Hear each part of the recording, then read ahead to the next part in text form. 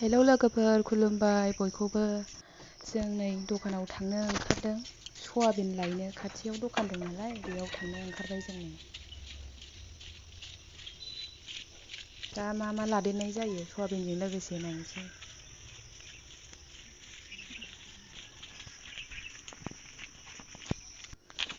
जाय आंनि चेनेलाव गोदानै नायदों अन्नानै चेनेलखौ साबस्क्राइब खालामनानै होदो। मानसि दंसोगारोदां।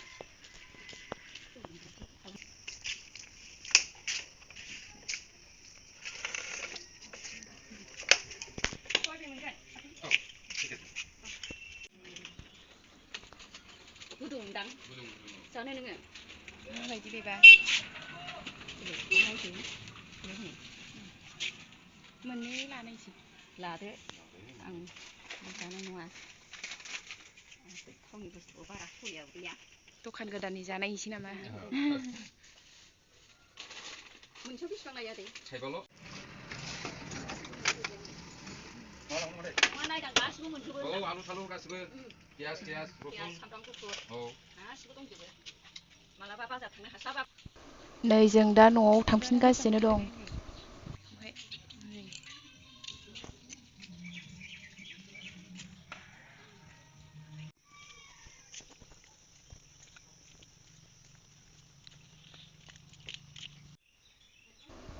न'आव मैथा बांगाल एसे दंमोन नालाय बेखौनो खाबाय आङो सयाबिनजों एवनोसै।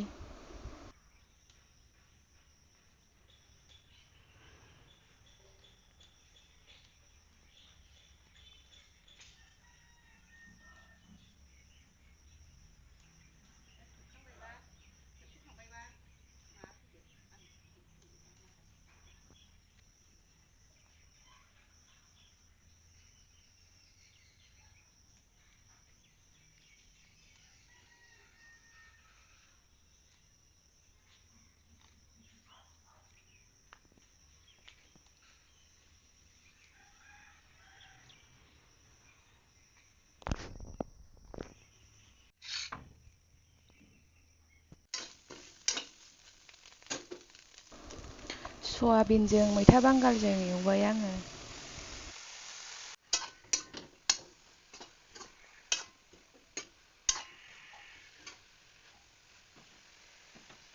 नै बेयो आलुजों मटरजों संनाय।